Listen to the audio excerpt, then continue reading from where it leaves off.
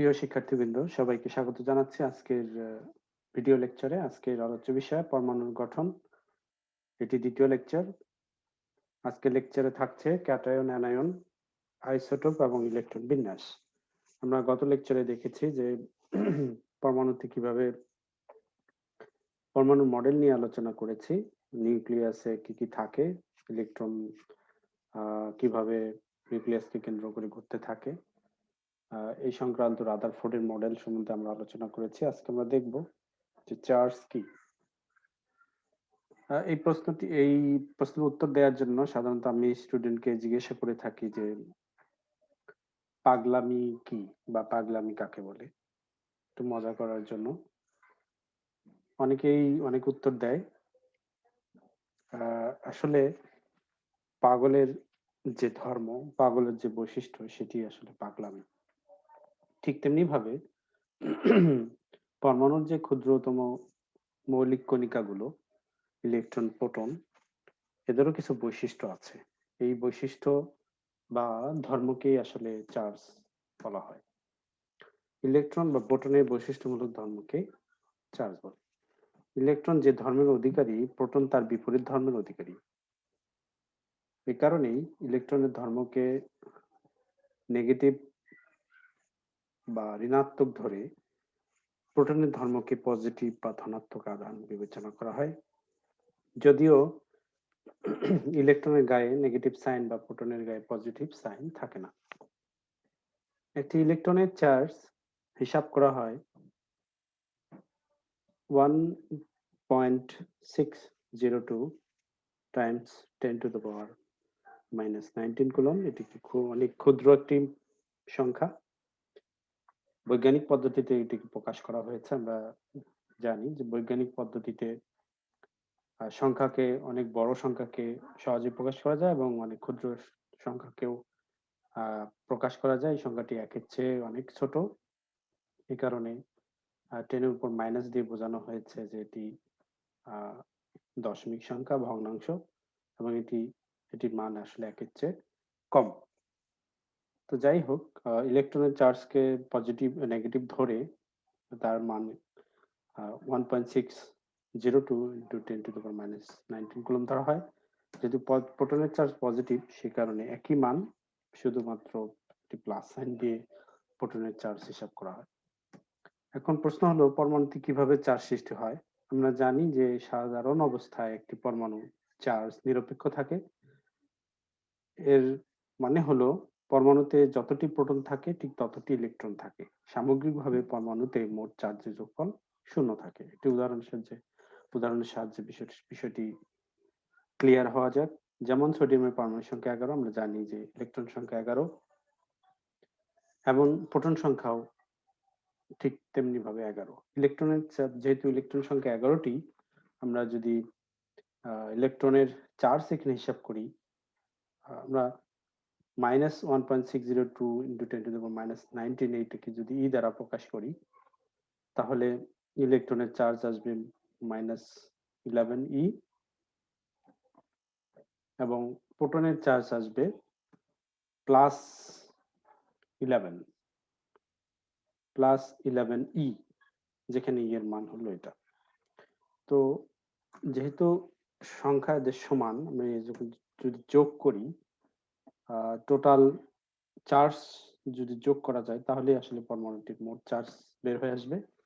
মোট চার্জ হলো -11e plus 11e equals to 0।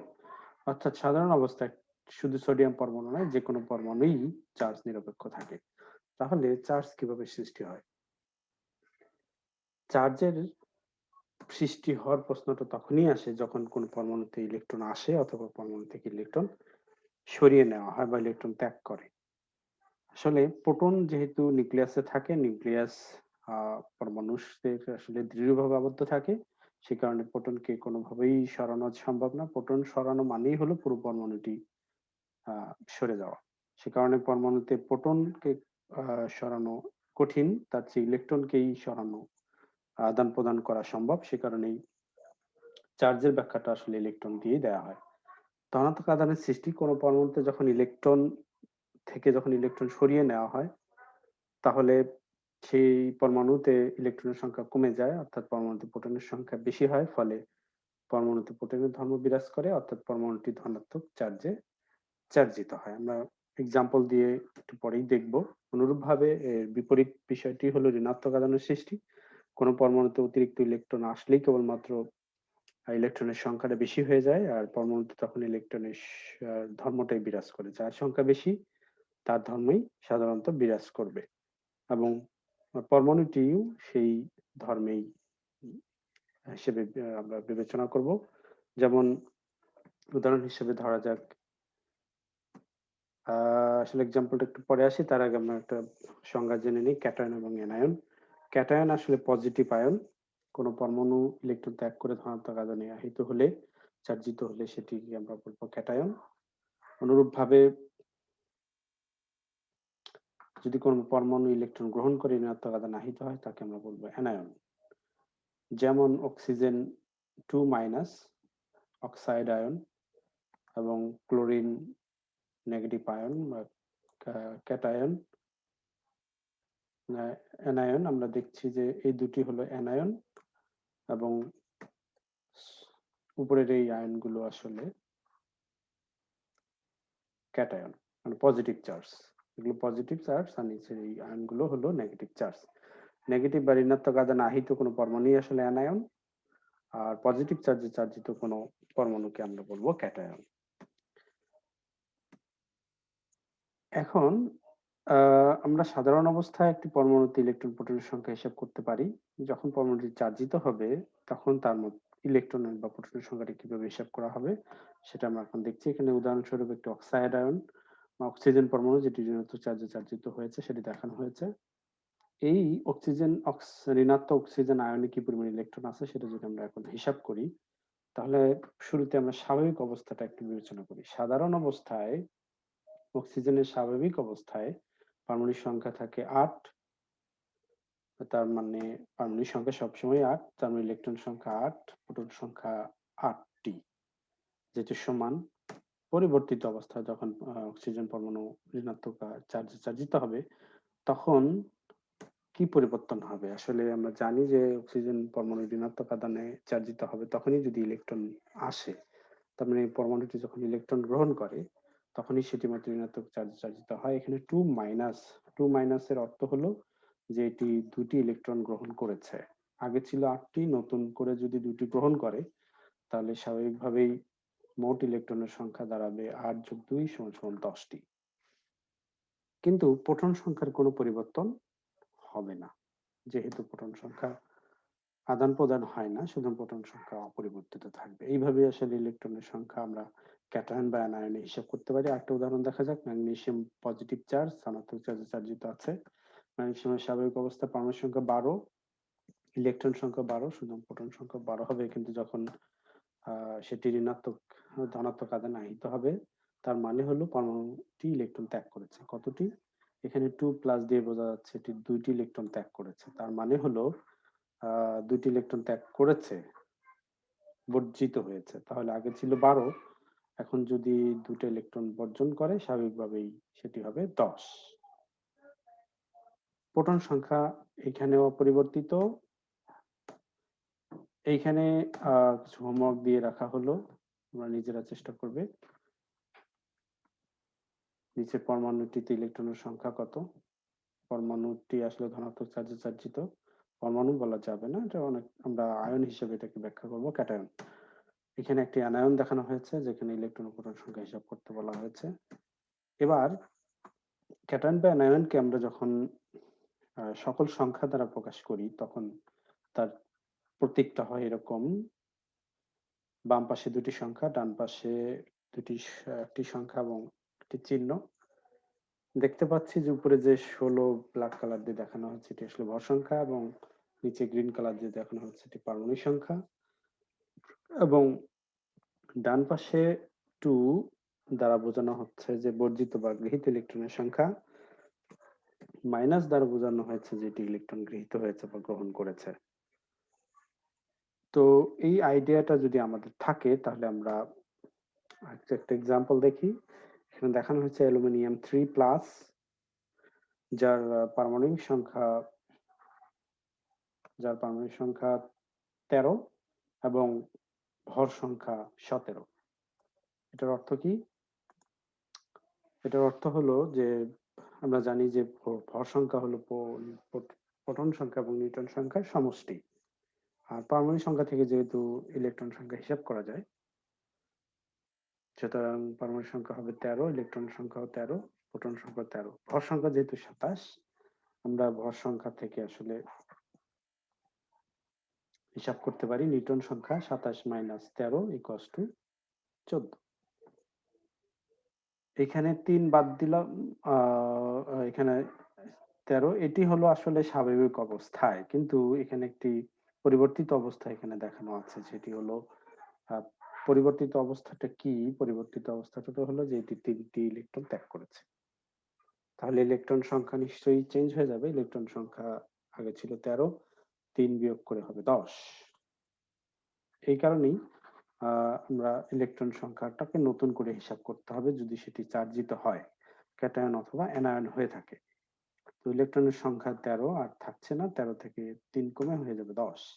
অনুরূপভাবে ক্যালসিয়াম 2+, মানে এটা একটি ক্যাটায়ন, ধনাত্মক চার্জিত। আমরা এখানে ইলেকট্রন, প্রোটন, নিউট্রনের সংখ্যা হিসাব করতে পারি। এটি তোমাদের জন্য হোমওয়ার্ক থাকলে। এখন আসে আইসোটোপ। আইসোটোপ হলো যখন একটি নির্দিষ্ট মৌলের একাধিক পরমাণু থাকে। আমরা জানি একটি মৌলে একাধিক পরমাণু থাকবেই। তো পরমাণুতে যখন দেখা যাবে যে পারমাণবিক সংখ্যা একই কিন্তু ভর সংখ্যা ভিন্ন, এরকম পরমাণুগুলোকে বলা হয় আইসোটোপ। অর্থাৎ যে সকল পরমাণুর পারমাণবিক সংখ্যা একই কিন্তু ভর সংখ্যা ভিন্ন, তাদেরকে আইসোটোপ বলা হয়। যেমন হাইড্রোজেনের 3টি আইসোটোপ আছে। একটি হলো হাইড্রোজেন, বা সেটাকে প্রোটিয়াম বলা হয়, ডিউটেরিয়াম, ট্রিটিয়াম। কি কারণে আসলে এদেরকে আইসোটোপ বলা হচ্ছে আমরা একটু দেখে নেই। যে এদের মূল কারণ হলো ভর সংখ্যা ভিন্ন। ভর সংখ্যা ভিন্ন হয় কেন? প্রোটন সংখ্যা ফিক্সড। একটি মৌলের বিভিন্ন পরমাণুর প্রোটন সংখ্যা অবশ্যই একই থাকবে। প্রোটন সংখ্যা কোনো চেঞ্জ হবে না, কারণ প্রোটন সংখ্যা দ্বারাই পারমাণবিক সংখ্যা নির্ধারিত হয়। সুতরাং পারমাণবিক সংখ্যা যেহেতু পরমাণুর বৈশিষ্ট্য নিয়ন্ত্রণ করে, সুতরাং এটিকে চেঞ্জ করার কোনো সুযোগ নাই। সুতরাং নিউটন সংখ্যা পরিবর্তিত হতে পারে। যেমন প্রোটিয়াম বা হাইড্রোজেন, যেটা দেখানো হচ্ছে প্রোটন একটি, এখানে কোনো নিউটন নেই, ফলে ভর সংখ্যা এর 1, নিউটন সংখ্যা 0। ডিউটেরিয়ামের পারমাণবিক সংখ্যা 1, ভর সংখ্যা 2, নিউটন সংখ্যা 1। আমরা জানি ভর সংখ্যা থেকে পারমাণবিক সংখ্যা বাদ দিলে নিউটন সংখ্যা পাওয়া যায়। অনুরূপভাবে ট্রিটিয়ামের দেখা যাচ্ছে এখানে নিউটন সংখ্যা 2, সে কারণে এর ভর সংখ্যা 3। তাহলে মূল কারণ হলো আইসোটোপের সৃষ্টির মূল কারণ হলো নিউট্রন সংখ্যা ভিন্ন হওয়ার কারণে ভর সংখ্যা ভিন্ন হয়, ফলে আইসোটোপের দেখা পাওয়া যায়। আইসোটোপের বিভিন্ন ব্যবহার আছে, এই ব্যবহারগুলো আমরা বই থেকে শিখে নিব। এবার আসি ইলেকট্রন বিন্যাস, খুবই গুরুত্বপূর্ণ একটি অংশ পরমাণুর গঠন চ্যাপ্টারে। আমরা জানি যে পরমাণু নিউক্লিয়াসকে কেন্দ্র করে ইলেকট্রনগুলো বৃত্তাকার কক্ষপথে সর্বদা ঘূর্ণায়মান থাকে। তো কোন কক্ষপথে কতটি ইলেকট্রন থাকে সেটি নির্ণয় করা যায় 2n স্কয়ার নিয়ম দ্বারা। আমরা 2n স্কয়ার নিয়মটা একটু ব্যাখ্যা করি। 2n স্কয়ার, যেখানে n হলো কক্ষপথের নম্বর। প্রথম কক্ষপথের ক্ষেত্রে n equals to 1 হবে, দ্বিতীয় কক্ষপথের ক্ষেত্রে n equals to 2 হবে, তৃতীয়ের ক্ষেত্রে n equals to 3 হবে। স্বাভাবিকভাবেই 3 হওয়ার কথা, এভাবে বাড়তে থাকবে। তো আমরা যদি n এর মানটা বসিয়ে দেই তাহলে দেখতে পাবো যে 2n square 2 into 1 square equals to 2 into 1 equals to 2। দ্বিতীয় ক্ষেত্রে 2 equals to n equal 2 বসালে 2 square 2 square equals to 4, 4 into 2 equals to 8। তৃতীয় কক্ষপথের ক্ষেত্রে 18টি। মনে রাখতে হবে এখানে প্রত্যেকটা কক্ষপথে সর্বোচ্চ ইলেকট্রন সংখ্যা দেখানো হয়েছে। এই কক্ষপথে এটি ম্যাক্সিমাম, এর বেশি থাকতে পারবে না, এর কম থাকতে পারবে। সেটি আমরা একটু পরে এক্সাম্পলের সাহায্যে দেখবো, যেখানে একটু সোডিয়াম পরমাণুর ইলেকট্রন বিন্যাস নিয়ে আলোচনা করা হচ্ছে। আমরা জানি সোডিয়ামের পারমাণবিক সংখ্যা 11, ইলেকট্রন 11। তাহলে 11টি ইলেকট্রনের মধ্যে প্রথম কক্ষপথে কয়টি যাবে? স্বাভাবিকভাবে 2। আমরা এখানে 2টি 2 দেখানো হয়েছে, 2। দ্বিতীয় কক্ষপথে 8, ম্যাক্সিমাম থাকবে 8। হ্যাঁ, এখানে 8 দেয়া দেখানো হয়েছে, 8টি দ্বিতীয় কক্ষপথে 8টি সম্ভব। খেয়াল করি তৃতীয় কক্ষপথে সর্বোচ্চ থাকতে পারে 18টি, কিন্তু এর মোট ইলেকট্রন আছে হলো 11টি। 11-র মধ্যে প্রথম এবং দ্বিতীয়তে অলরেডি 10 চলে গেছে, 78 থাকে কত? 1। সুতরাং তৃতীয় কক্ষপথে কেবলমাত্র একটি ইলেকট্রন থাকবে। আমরা আরো এক্সাম্পল দেখবো। অ্যালুমিনিয়ামের ইলেকট্রন বিন্যাস 13টি ইলেকট্রন থাকে, যেহেতু পারমাণবিক সংখ্যা 13, প্রথম কক্ষপথে 2টি থাকে, দ্বিতীয় কক্ষপথে 8টি থাকবে, টোটাল হয়ে গেল 10 থাকবে। তৃতীয় কক্ষপথের জন্য কত থাকলো অবশিষ্ট? 3টি। সুতরাং দেখা যাচ্ছে যে বিভিন্ন কক্ষপথে সর্বোচ্চ ইলেকট্রন সংখ্যা নাও থাকতে পারে, তার চেয়ে কম থাকবে, এটাই স্বাভাবিক। অনুরূপভাবে আর্গনের ইলেকট্রন বিন্যাস দেখানো হয়েছে, প্রথম দুইটি মিলে হয়েছে 10, তৃতীয়টিতে তাহলে থাকছে 8। তার মানে ইলেকট্রন বিন্যাস হচ্ছে 2, 8, 8। ইলেকট্রন বিন্যাসকে আমরা যদি একটু লিখে দেখাই তাহলে কিভাবে সেটি হবে? সাধারণত মৌলের প্রতীকটার লিখে তার পাশে একটি তীর চিহ্ন দিয়ে ইলেকট্রনের সংখ্যাগুলো এভাবে সিরিয়ালি দেখানো হয়, 2, 8, 8। তার মানে প্রথমে 2, প্রথম কক্ষপথে 2, দ্বিতীয়তে 8, তৃতীয়তে 8। ক্লোরিনের ইলেকট্রন বিন্যাস স্বাভাবিকভাবে হবে 2, 8, 7, 2, 8, 8, 7। কেন? কারণ প্রথম দুইটাতে মিলে হলো 10, এবার 17 থেকে 10 বাদ দিয়ে থাকে বা বিয়োগ করলে থাকে 7, সুতরাং তৃতীয় কক্ষপথে থাকবে 7টি। অক্সাইডের ইলেকট্রন বিন্যাস আমরা একটু দেখি। অক্সাইড একটি অ্যানায়ন, এর মানে হলো যে এটি ইলেকট্রন গ্রহণ করে আছে।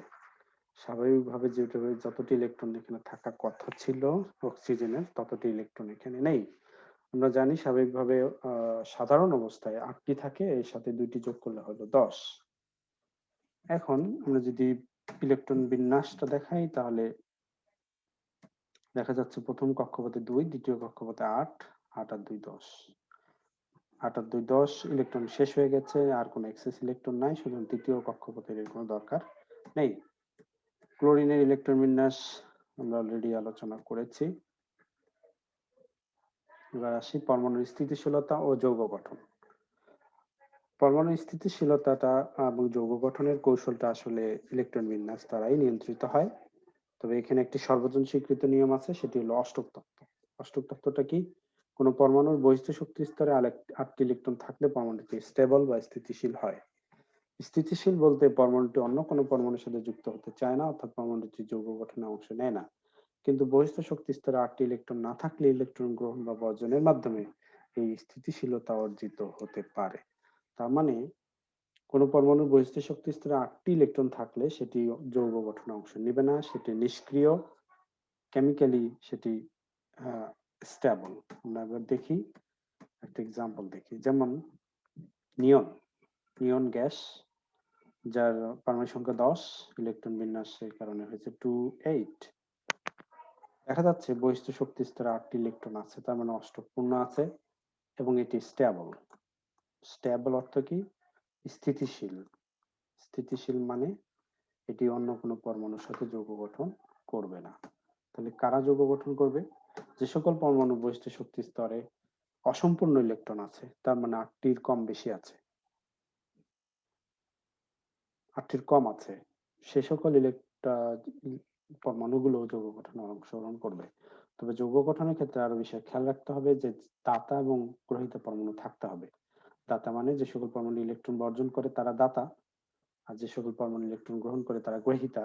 দাতা পরমাণু ইলেকট্রন বর্জন করে স্থিতিশীল হবে এবং গ্রহীতা গ্রাহক পরমাণু সেটি ইলেকট্রন গ্রহণ করবে।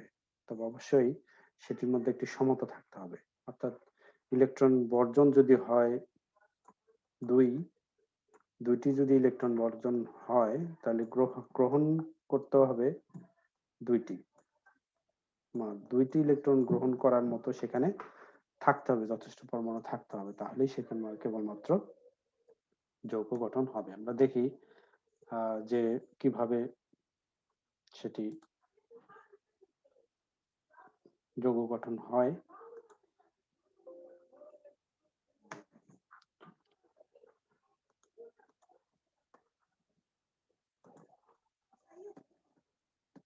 দাতা পরমাণু যে সকল পরমাণু বহিস্থ শক্তি স্তরে অষ্টক অপূর্ণ এবং 1, 2 বা 3টি ইলেকট্রন থাকে, তারাই ইলেকট্রন দান করে এবং অষ্টক পূর্ণ করে। দান করে অষ্টকপূর্ণ করে স্থিতিশীলতা অর্জন করে। যেমন সোডিয়ামের বহিষ্ঠ শক্তি স্তরে বিদ্যমান একটি ইলেকট্রন সে দান করে অষ্টকপূর্ণ করে এবং সে নিষ্ক্রিয় গ্যাসের মতো ইলেকট্রন বিন্যাস লাভ করে। গ্রাহক পরমাণুর যে সকল পরমাণু বহিষ্ঠ শক্তি স্তরে অষ্টক অপূর্ণ কিন্তু 5, 6, 7টি ইলেকট্রন থাকবে, সেটি ইলেকট্রন গ্রহণ করে অষ্টক পূর্ণ করবে। যেমন ক্লোরিনের বহিষ্ঠ শক্তি স্তরে 7টি ইলেকট্রন আছে, অষ্টক পূর্ণ করার ক্ষেত্রে 7টি ইলেকট্রন বর্জন করার চেয়ে একটি ইলেকট্রন গ্রহণ করা সহজ। তাই ক্লোরিন পরমাণু একটি ইলেকট্রন গ্রহণ করে অষ্টক পূর্ণ করবে। অষ্টক মানে 8, বহিষ্ঠ শক্তি স্তরে 8 হবে এবং সেটি নিকটস্থ আর্গন গ্যাসের ইলেকট্রন বিন্যাস লাভ করে স্থিতিশীলতা অর্জন করবে। আমরা একটা এক্সাম্পল দেখি। সোডিয়ামের ইলেকট্রন বিন্যাস 2, 8, 1, বহিষ্ঠ শক্তি স্তরে একটি ইলেকট্রন আছে, সেটি সে দান করবে। কেন দান করবে? কারণ দান করলে তার বহিষ্ঠ ইলেকট্রন বিন্যাস হবে 2, 8, বহিষ্ঠ শক্তি স্তরে 8টি হবে। তার মানে তৃতীয় স্তরটি এখানে ভ্যানিশ হয়ে গেল। সে কারণেই যেহেতু ইলেকট্রন সে বর্জন করলো, আমরা জানি ইলেকট্রন বর্জন করলে পজিটিভ চার্জে চার্জিত হয়। এখানে প্লাস দেখানো হয়েছে। ওকে, এবার আমরা দেখব যে একটি কিভাবে সেটি ইলেকট্রন দান করলো।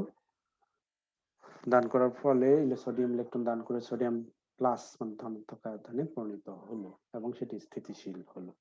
এরপর ক্লোরিন যদি আমরা একটু দেখি, ক্লোরিনের ইলেকট্রন বিন্যাস 2, 8, 7, 7টি ইলেকট্রন আছে বহিষ্ঠ শক্তি স্তরে। তার মানে সেটি একটি ইলেকট্রন গ্রহণ করতে পারে। একটি ইলেকট্রন গ্রহণ করে তার বহিষ্ঠ শক্তি স্তরে 8টি ইলেকট্রন সে বানাবে। তার মানে 2, 8, 8 অষ্টক পূর্ণ করলো এবং এটি একটি নিষ্ক্রিয় গ্যাসের ইলেকট্রন বিন্যাস। Chlorine plus electron chloride ion হলো। কিভাবে এখন যৌগ গঠন করবে? সোডিয়াম এবং সোডিয়াম পজিটিভ আয়ন এবং ক্লোরাইড নেগেটিভ আয়ন, দুটি আয়ন পাশাপাশি থাকলে যৌগ গঠন হয়।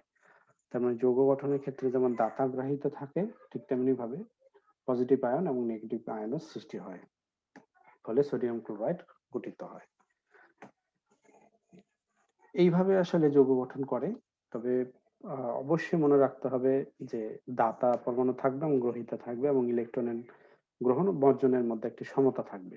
যতটি ইলেকট্রন বর্জিত হবে ঠিক ততটি ইলেকট্রন গ্রহণ করলেই কেবলমাত্র যৌগ গঠন করা সম্ভব।